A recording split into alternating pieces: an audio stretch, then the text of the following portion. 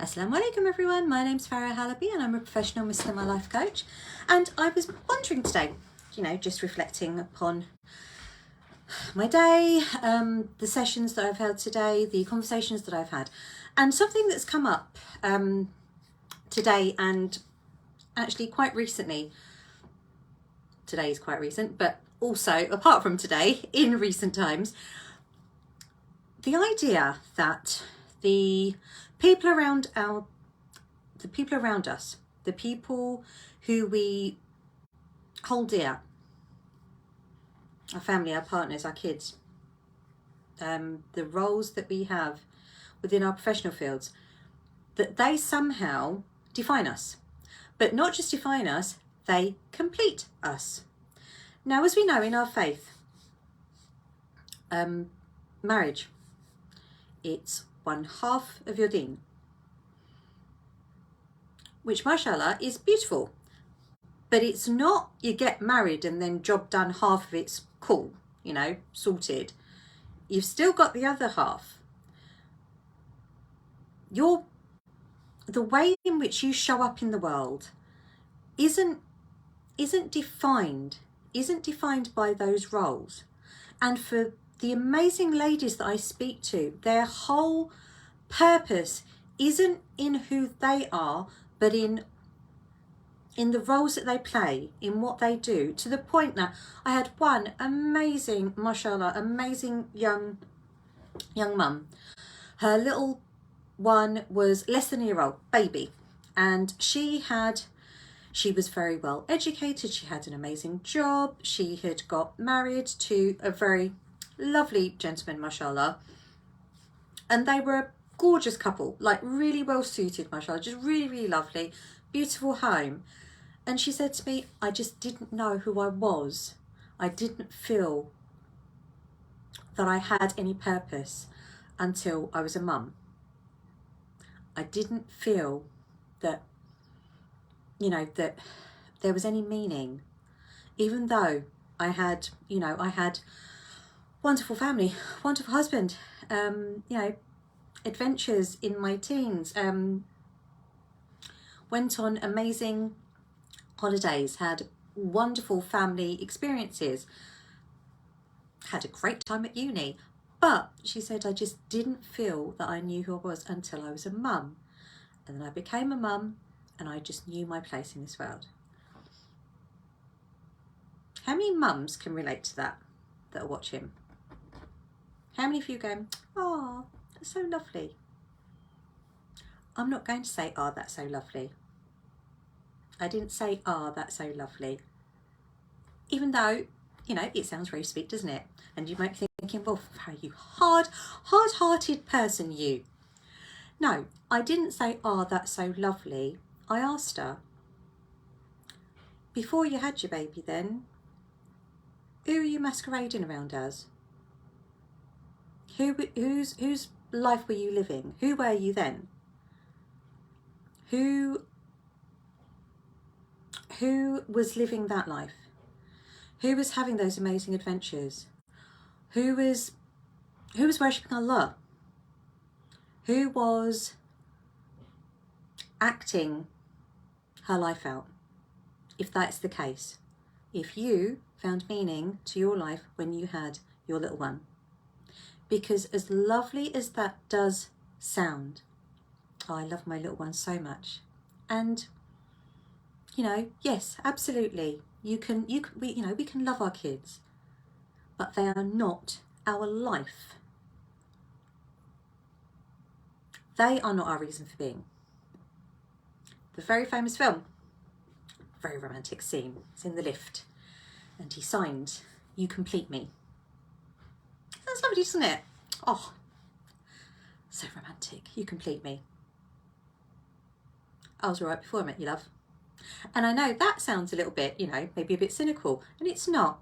I'm not anti-romance, I'm not anti-love, I'm not anti-loving your kids. If anything, I'm the opposite. I'm all for loving, showing, nurturing, serving, being of service, enjoying, helping, living a life of, you know, involving all of those wonderful people that you have in, but they are not the purpose of your life.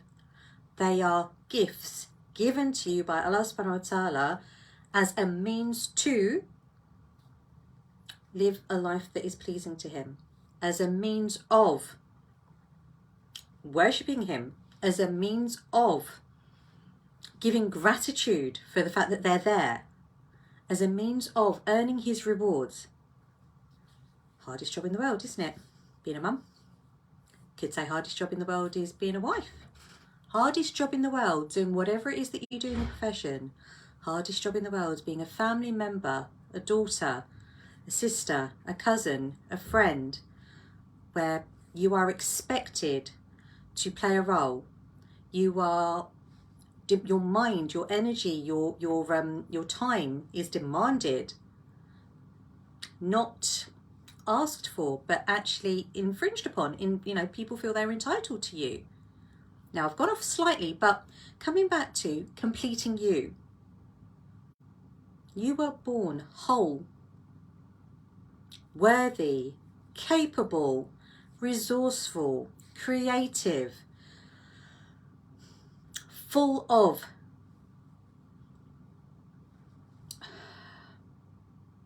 hope, full of like a blank canvas. You weren't born with pre-programmed inclinations, like gaps in you that people or roles fill. You were born with the ability to become and have everything that you need to fulfill those roles, to fulfill those the duties, sometimes the obligations, not just, you know, the stuff that you want to be doing in those roles, but you were already given all of that. So with your, you know, like I had this wonderful lady, can't sit still, can't do it, can't sit still because that's wasting time. That's a waste of energy, waste of time, a waste of her thinking processes, a waste of her education, a waste of her energy. Can't do it. She's always got to be on the go. The pandemic, not a great old time for her, because she couldn't go into her office. She didn't have a team to manage. Her business, mashallah, was able to run, but she wasn't there to oversee it and to manage it, and in some cases micromanage it. She was left to her own devices. Children, a bit older, husband, mashallah, was there. They're all at home.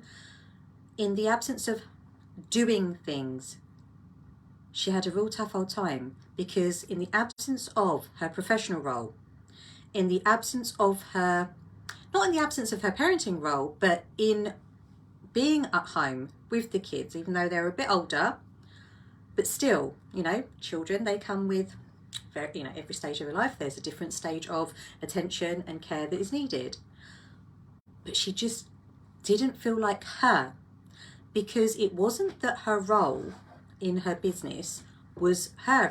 It gave her her routine, it gave her you know, what she was doing, but she had become so ingrained that her role in her business was her. It had almost infused into her DNA that she was her business. And in the absence of going to work, doing her thing, she didn't know who she was. She couldn't settle. So I'll ask you, do you find yourself not being able to stay still, not being able to be in the moment? What is it that you're running away from, and what is it that you are keeping yourself busy to avoid? Are you running away from anything? Are you keeping yourself busy? Where are you trying to get to? When will there be enough of the doing? And when will you be just you? And I mean not just you, because you are just, you know, ordinary or just you. No, but absolutely you. Because you are the best version of you that you can be. No one else can do you better. And you are absolutely whole, capable. You're flipping awesome. But if you are out in this world looking for roles, looking for relationships, looking for things to define, complete, give you worth, when you return to Allah subhanahu wa ta'ala on your Todd, who are you then?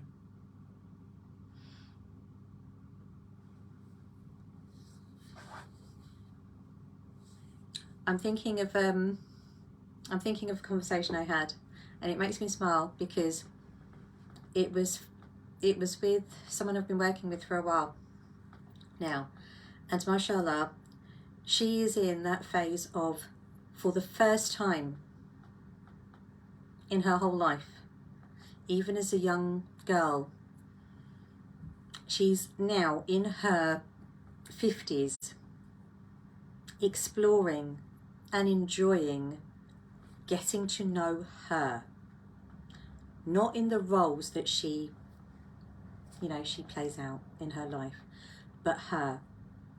And it's a beautiful story because in knowing her connection with Allah subhanahu wa ta'ala is flourishing.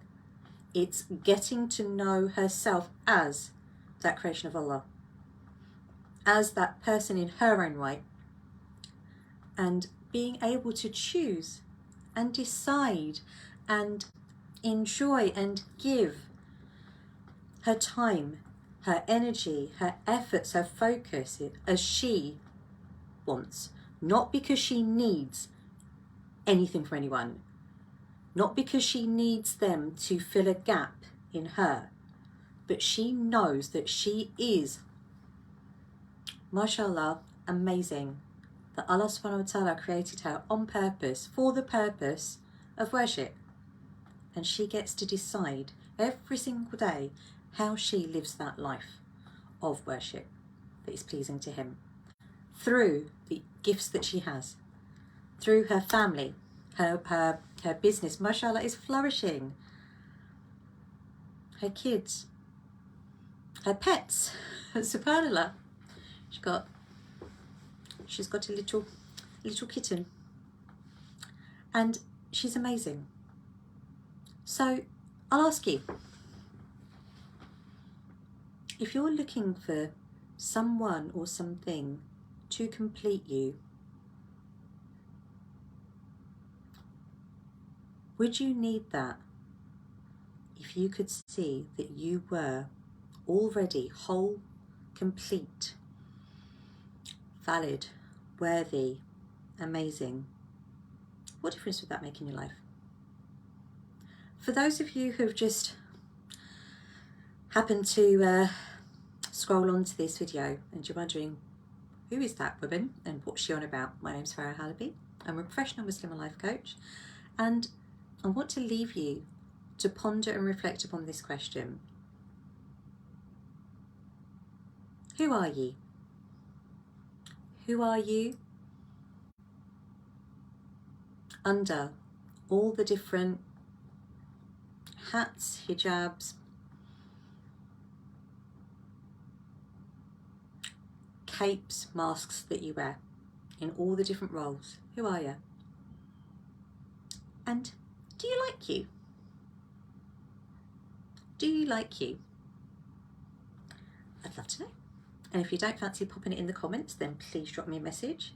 And if you'd like to explore more of what I've spoken about today in this video, which I think is probably going on for about 15 minutes now, so it's not a short one, sorry. But if you would like to explore what I've spoken about today in a safe, non-judgmental, completely confidential space, then drop me a message or email connect@farahhalaby.com for my calendar and for availability for my next consultation. As always, I'm going to go now. As always, I pray that you're safe, well, happy and healthy, and inshallah I shall see you again very soon. But for now, take care. Assalamu alaikum.